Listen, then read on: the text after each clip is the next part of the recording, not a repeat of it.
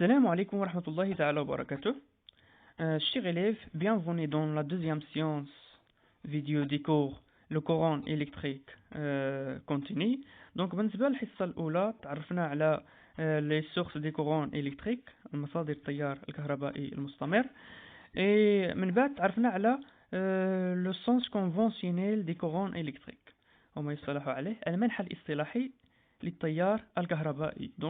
Donc nous avons dit que le courant électrique dans un circuit électrique a un sens déterminé، يعني عنده واحد المنحى محدد في دارة كهربائية واللي هو من القطب الموجب ديال le générateur vers القطب السالب. Donc nous avons dit que le courant électrique sort de la borne positive du générateur vers la borne négative. وبالنسبة للحصة ديال اليوم دونك غنتعرفوا في الأول على واحد المقدار جديد qui s'appelle intensité du courant électrique أو ما يصطلح عليه شدة التيار الكهربائي. Donc on commence d'abord avec une expérience.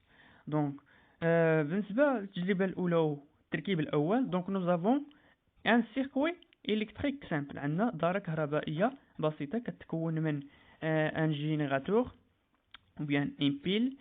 Après, il y a un interrupteur qui est fermé, bon, interrupteur fermé, et une lampe L1. Bon. وبالنسبة إذا عطينا سؤال كيف هي إضاءة المصباح في هذه الحالة وبين comment elle est l'éclat de la lampe. Donc في هذه الحالة كنقولوا باللي إضاءة المصباح إضاءة عادية. Bien. Donc بالنسبة lorsqu'on ajoute une deuxième lampe في نفس le circuit يعني عندي نفس le circuit وضفنا قمنا بإضافة مصباح ثاني او بيان L2 une lampe L2. دونك في هذه الحالة غنشوفوا نفس الحاجة.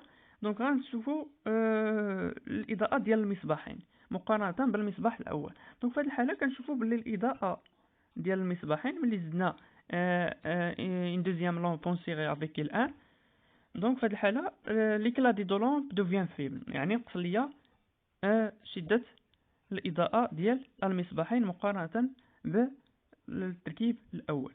Donc في هذه الحالة comme observation كنقولوا on dit que lorsqu'on ajoute une lampe L2 donc ملي زدنا une lampe L2 on observe que l'éclat يعني توهج المصباح أو شدة الإضاءة de deux lampes ديال المصباحين devient faible يعني ضعيفة مقارنة بالمصباح الأول.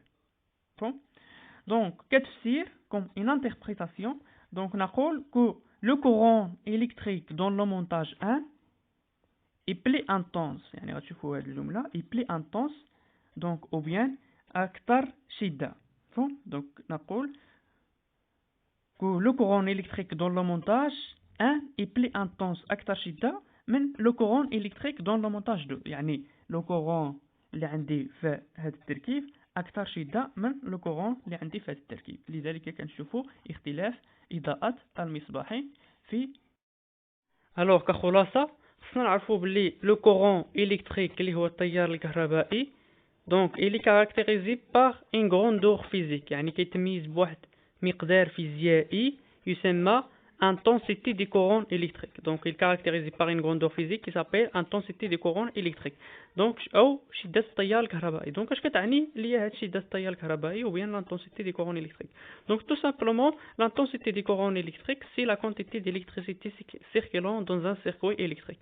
ou bien هي كمية الكهرباء التي تدور في دارة كهربائية ou bien هي الكمية ديال الكهرباء اللي عندي في دارة كهربائية tout simplement. دونك كنعطيو ليها واحد لو سامبول اللي هو اي ماجيسكيل. بون اي ماجيسكيل دونك نسبة للحرف الاول لا بروميير ليتر ديال الاسم ديالها اون ماجيسكيل. دونك لانتونسيتي كنعطيو ليها الرمز اي اون ماجيسكيل. من بعد كان الوحدة العالمية لقياس ديال شدة التيار الكهربائي لينيتي دو لانتونسيتي سي لامبير. فهم دونك الوحدة المستعملة هي لامبير. دونك حتى هي كنعطيو ليها الرمز نسبة للحرف الاول من الاسم ديالها اللي هو الحرف لا ليتر ا. فهم دونك كنعطيوها لو سامبول ا. فهم الو بعد ما تعرفنا على لانتونسيتي دي كورون الكتريك كي سون يونيتي والوحده ديالها اللي هي الامبير واللي كنرمزوا ليها با ماجيسكيل. مانطونو بالنسبه الامبير الوحده ديال القياس ديال شده التيار الكهربائي عندها مضاعفات وعندها اجزاء. الوغ كنقولوا بلي il existe des multiples اللي هما مضاعفات et ce multiple الاجزاء de l'ampère. بون دونك بالنسبه للجدول التالي كيبين لنا لي سو ملتيب يعني الاجزاء ديال لومبير. دونك في هذه الحاله غنتعرفوا على الاجزاء ديال لومبير. الوغ عندي الوحده ديالي ديال العالميه اللي هي الامبير ديال قياس شده التيار الكهربائي، وبالنسبه للاجزاء ديالها الجزء عندي الميلي امبير والرمز ديالو ام صغيره و ا ماجيسكيل. ابري عندي لو ميكرو امبير. الوغ بالنسبه للميلي امبير والميكرو امبير نعقلوا على الرموز ديالهم. دونك بالنسبه لهاد الوحدتين كنقيسوا بهم شده التيار الصغيره. بون دونك الا عندي شده التيار صغيره او صغيره جدا كنقيسوهم بميلي امبير والميكرو امبير. تري بيان. دونك في هذه الحاله خصنا نتعرفوا على كيفيه التحويل من الامبير حتى الميلي امبير والميكرو امبير او بيان العكس. اذا مثلا غنديروا لابليكاسيون تطبيق التالي. مثلا عندي 1 امبير قالوا لينا غنحولوه لميلي امبير. دونك او بروميي طون غندير انا عندي 1 امبير. دونك غنديروا هذا الاكزامبل هو الاول. دونك عندي 1 امبير غندير 1 في الامبير. ابري قالوا لينا غنحولوها لميلي امبير. دونك وغنزيد الاصفار حتى نوصل لميلي امبير، وبهذا حصلت على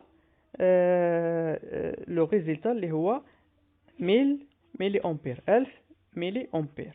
دونك وكنكتب الجواب ديالي. وبالنسبه للاكزامبل التالي عندي 1 ميكرو امبير. فهم عندي 1 ميكرو امبير قالوا لينا غنحولوها لميلي امبير. دونك غنزيد عاوتاني الاصفار، ولكن في هذه الحاله فلا غوش يعني على اليسار. دونك غنزيد الاصفار حتى نوصل لميلي امبير. ملي وصلت لميلي امبير دونك جو في اجوتي ان فيرغيل. دونك غنزيد الفاصله وكنتحصل على الجواب ديالي اللي هو 0,001 ملي امبير. Très bien. Maintenant, on passe à la deuxième partie de notre science. Donc, بنسبق الفقرة الثانية من الحصة ديالنا العنوان ديالها la mesure de l'intensité des courants électriques. Donc, le courant électrique, il est caractérisé par une grandeur physique qui s'appelle intensité des courants électriques. دونك او بيان شده التيار الكهربائي. دونك بالنسبه لهاد شده التيار الكهربائي عطيناها وحده القياس يونيتي دو ميزور كي سابيل امبير، مي باقي ما عرفناش كيف يتم قياسها. دونك بالنسبه لقياس شده التيار الكهربائي نستعمل واحد الجهاز. دونك اون يوتيليز ان اباراي دو ميزور كي سابيل ان امبيرمتر. كنستعمل واحد الجهاز القياس كي سابيل ان امبيرمتر. فون دونك وبالنسبه لي زومبيرمتر عندنا مجموعه من الانواع من لي زومبيرمتر، من بين هذا اللي عندي في الصوره. فون دونك هذا اللي كتشوفوه في الصوره. دونك هذا عنده اسم خاص يسابيل ان امبيرمتر انالوجيك، وهو اللي غنستعملو في الدرس ديالنا. الوغ لومبيرمتر انالوجيك دونك اللي عندي في الصوره. دونك افون ديتيليزي سيت اباراي، قبل ما نستعملو هذا الجهاز دونك il faut d'abord connaître ces différentes constitutions. خصنا نعرفو ابرز المكونات ديال هذا الجهاز. دونك بالنسبه لهذا الجهاز كتكون عنده ان بورن نيجاتيف دونك باللون الاسود. فهم وكيكون مكتوبه عليها كوم. فهم دونك هذه هي لا بورن نيجاتيف يعني القطب السالب ديال هذا الجهاز. وبالنسبه للمكون الموالي عنده دو بورن بوزيتيف، يعني عنده ان بورن بوزيتيف ici et un borne positif à gauche. فهم دونك عنده دو بورن بوزيتيف. دونك بالنسبه لهاد لا بورن بوزيتيف، هاد لي دو بورن بوزيتيف، فانا غنتسائل علاش الصانع دار ليا دو بورن بوزيتيف. مفهوم؟ دونك بالنسبه لا بورن بوزيتيف اللي على اليمين دونك هذه مكتوبه عليها ميلي امبير. دونك هاد ميلي امبير. مفهوم؟ دونك هاد لا بورن كنستعملوها الا بغينا نقيسو لي زانتونسيتي دي كورون كي سون بوتيت، يعني شده التيار الكهربائي الصغيره. دونك كنستعمل هاد لا بورن. مفهوم؟ وبالنسبه الا بغيت نقيس شده التيار الكبيره دونك كنستعمل هاد لا بورن، شريطه ان الصانع دار لي هنا واحد القيمه اللي هي 10 امبير. يعني في داره كهربائيه ما خص التيار الكهربائي يفوت هاد 10 امبير، سينو الا درت الجهاز ديالي في دارة كهربائيه فيها مثلا 11 امبير، يمكن غيتصوت ليا او بيان غيخسر ليا لاباغاي ديالي. فو دونك لو ماكسيموم اللي يمكن يقيسو هذا الجهاز هو 10 امبير، نعقلوا عليه. فو الوغ بالنسبه المكون الموالي هو لو كادرون، او بيان بالعربيه الميناء. يعني الميله كما كنشوفوا في العداد المنزلي، لو كادرون ديال العداد المنزلي ولا العداد ديال السيارات. دونك تو سامبلومون المينا هو السلم ديال القراءه، يعني فين كنقراو القيمه التي يشير اليها الجهاز. وبالنسبه للمينا كتواجد فيه واحد الابره هي التي تشير الى القيمه، دونك هذه هي الابره ديالنا. دونك كنشوفوا بالنسبه للمينا عندنا مجموعه من القيم المختلفه. دونك من بعد غنعرفوا كيف نقرا في هذا المينا. دونك ابري عندي لي كاليبر. دونك لي كاليبر دونك بالنسبه لهاد القيم اللي عندي هنايا، دونك كتشوفوا هاد القيم اون روج اللي بالاحمر هما نفس القيم اللي بالزرق. هما نفس القيم اللي بالزرق. دونك هاد القيم هما نفس هاد القيم. دونك حنا في الدرس ديالنا لو تيتر ديالو هو لو كورون الكتريك كونتيني، وعطيناه واحد الرمز اللي هو العلامه ديال ايغال تساوي. دونك حنا في الدرس ديالنا وفي المستوى الاولى اعدادي غنستعملوا هاد القيم اللي عندنا بالاحمر. علاش؟ دونك الا كتشوفوا العلامه ديال تساوي حدا الميلي امبير. يعني هادو كنستعملوهم لقياس شدة التيار الكهربائي المستمر. دونك بالنسبه لهاد القيم اللي بالزرق الا كتشوفوا راه نفس القيم، ولكن هادو غنشوفوهم ان شاء الله العام المقبل.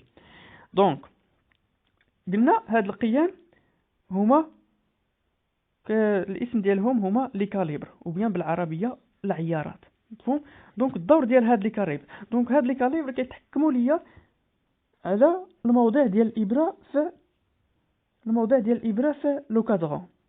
يعني الا بغيت نقرا بتدقيق خصني نختار القيمه المناسبه في لي كاليبر. يعني خصني نختار القيمه المناسبه فهنا باش نقرا شده التيار الكهربائي او القيمه التي تشير اليها الابره في بتدقيق. وبالنسبه الا بغيت انا نختار شي عيار من العيارات من لي كاليبر كنستعمل هاد لو كيرسور. هذا الزير هو باش كنختاروا العيار المناسب، وهذا الزير كيتسمى لو كيرسور. ماشي زير وانما واحد الزير ديال الضبط وواحد المؤشر بالعربيه. الوغ بالنسبه للامبيرمتر كيف يتم تركيبه في دارة كهربائيه. دونك l'ampermètre il se branche toujours en série dans le circuit، يعني دائما يتم تركيبه في دارة كهربائية على التوالي نفكروا عليها اون سيري. دونك وقبل ما نركبوا الامبيرمتر ديالنا خص الدارة الكهربائية تكون مفتوحة، يعني الدارة الكهربائية ديالي خص تكون مفتوحة باش نحميو الجهاز ديالنا. دونك كحماية للامبيرمتر خص الدارة الكهربائية تكون مفتوحة، يعني لانتيغيبتور خص يكون اوفير، يعني ما عندناش تيار كهربائي يدور في الدارة الكهربائية. من بعد نقوم بتركيبه على التوالي، يعني كيكون dans la même boucle avec les autres éléments du circuit. يعني كيكون حتى هو في نفس الحلقة.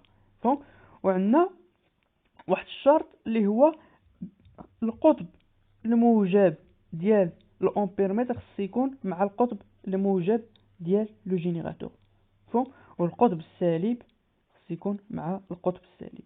ماشي العكس، ما نقلبوش الامبيرمتر، ما نقلبوش لي بون ديالو، ديما الموجب مع الموجب.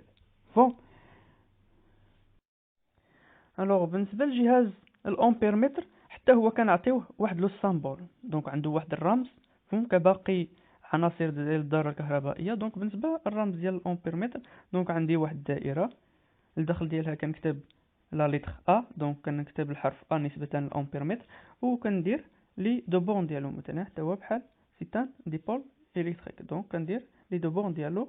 دونك بالنسبه لا بورن نيجاتيف كنكتب عليها كوم، وبالنسبه لا بورن بوزيتيف كنكتب عليها العلامه ديال زائد. دونك هذا هو الرمز ديال جهاز الامبيرمتر. Maintenant, on passe à la dernière partie de notre cours. Donc, بالنسبة للفقرة الأخيرة من الدرس ديالنا، donc غنتعرفوا على لو برانسيب دو ليكتير دان امبيرمتر انالوجيك، مفهوم؟ أو مبدأ القراءة من جهاز الامبيرمتر، أي كيف نستعمل جهاز الامبيرمتر، كيف نقرأ أولا من شاشته، وكيف نقوم بحساب شدة التيار الكهربائي. donc بالنسبة المرحلة الأولى، يعني قبل ما نركبوا الامبيرمتر ديالنا، قبل ما نركبوا الجهاز ديال الامبيرمتر ديالنا، donc il faut d'abord premièrement il faut régler le curseur sur le mode DC. donc هذا هو لو كيرسور، يعني هذا باش كنختاروا العيار المناسب، مفهوم؟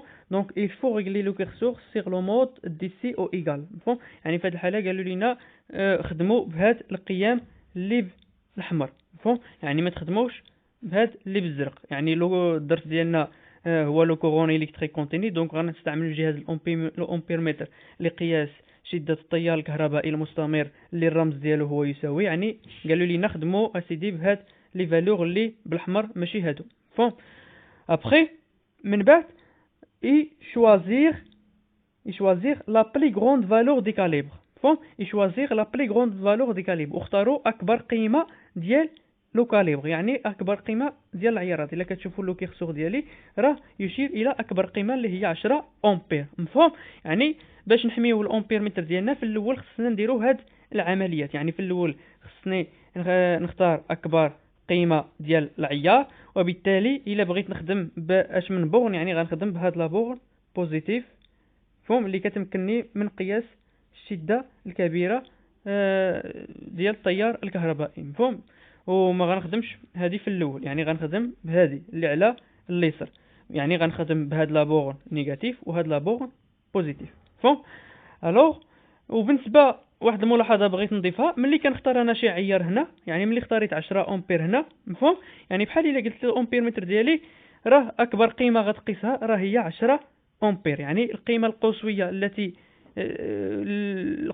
يمكن لجهاز الامبيرمتر في هذه الحاله ان يقيسها راه هي 10 امبير. يعني بحال الا وبالنسبه للقراءه من الامبيرمتر، يعني هو غيقرا من هذا السلم اللي كاين في الفوق، مفهوم؟ يعني هذا السلم الى الابره كتشير لشي قيمه، الا اختاريت هذا الكاليبر هذا 10 امبير، يعني غنقرا من السلم اللي فيه 0 2 4 6 8 10، مفهوم؟ ومثلا الا اختاريت عاوتاني شي قيمه اخرى، الا اختاريت مثلا 500 ملي امبير، الا اختاريت هذا لو كاليبر خصني نقرا من السلم اللي فيه اللي كاين في التحت، مفهوم؟ هذا اللي كاين في التحت الا كيبان لكم، يعني 0 100 200 300 400 500 الى اخره، وهكذا دوالي. الا اختاريت عاوتاني 50 غنقرا من 0 10 20 30 40 50. اذا الملاحظه اللي هي الا اختاريت انا شي عيار هنا، مفهوم، خصني نقرا من السلم المناسب في الشاشه، مفهوم؟ الوغ اذا مانطونون الجهاز ديال الامبيرمتر جاهز باش نركبه في الدارة الكهربائية. اذا المرحلة الثانية هي تركيب ديال جهاز الامبيرمتر في الدارة الكهربائية. دونك اون دي كو نو انسيرون لامبيرمتر اون سيري، يعني التركيب ديال جهاز الامبيرمتر راه ديجا قلنا الي اون سيري، يعني على التوالي دون لو سيركوي، و لا بورن بوزيتيف الي او بول بوزيتيف دي جينيراتور، مفهوم؟ يعني خصني نركب الجهاز الامبيرمتر ديالي في الاول اولا لانتيغيفتور خصو يكون اوفير، يعني ما خصو يكون تيار كهربائي مر في الدارة باش نحمي الجهاز ديالي، مفهوم؟ اذا وبالنسبه للتركيب ديالو راه قلنا يركب على التوالي، يعني في لا ميم بوكل افيك لي زوتر اليمون دي سيركوي، مع العناصر ديال الدارة الكهربائيه الاخرى، مفهوم؟ وبالنسبه لو بول بوزيتيف ديال لو بول بوزيتيف ديال لانتيغيفتور خص يكون لي افيك لو بول بوزيتيف ديال لو جينيراتور، ماشي هنا نلقى لو موان وهنا لو بليس، مفهوم؟ ديما لو بليس مع لو بليس، مفهوم؟ ديما لو بليس مع لو بليس. الوغ دونك في هذه الحاله عندي دونك بحال الا عندي انا هذا هو لابورن، هذه هي لابورن بوزيتيف، مفهوم؟ وهذه هي لابورن نيجاتيف، مفهوم؟ الوغ maintenant je peux fermer le circuit، يعني maintenant je peux fermer le circuit، يمكن ليا نسد قاطع التيار. دونك on peut في هذه الحالة on peut fermer le circuit ديالي، je peux fermer le circuit، غتشوفوا قاطع التيار مغلق، فهم؟ انتريبتور اللي فيرمي ولا لامب اللي اليمي. دونك عندي تيار كهربائي مر في الذره من القطب الموجب الى القطب السالب، ومر ايضا على الامبيرمتر في الامبيرمتر. دونك في المرحله المواليه on doit déterminer le calibre approprié، يعني هاد القيمه خصني نختار انا القيمه المناسبه. فهم انا باش كيف يتم اختيار العيار المناسب. دونك الا بغيت نختار العيار المناسب غنقسم الشاشه ديال الامبيرمتر الى نصفين. مفهوم؟ يعني عندي الجهه عفوا دونك غنقسمها الى نصفين. دونك عندي الجهه اليمنى والجهه اليسرى. مفهوم؟ دونك انا باش نقول باللي اختاريت العيار المناسب هنا، مفهوم، خص تكون الابره ديالي تجي للجهه اليمنى. ملي كيكون عندي شي عيار هنا والابره باقي في الجهه اليسرى، مفهوم، يعني العيار ليس مناسب. اذا باش يكون العيار شي قيمه هنا مناسبه، باش نكون انا اختاريت عيار مناسب هنا، خص الابره تجي عندي لهاد الجهه. مفهوم؟ الوغ باش نفهموا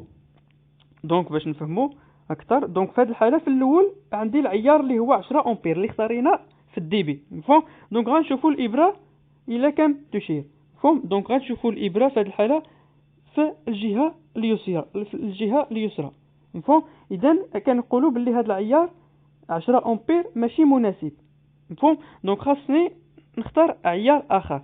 دونك انا غنزل تدريجيا، يعني ماشي من 10 حتى ل 5. دونك غنزل من 10 امبير حتى ل 500 ملي امبير. دونك غتشوفوا اختاريت عاوتاني هنا عيار اخر اللي هو 500 ملي امبير. مفهوم؟ ها هي اختاريت 500 ملي امبير، بدلت هذيك 10 امبير.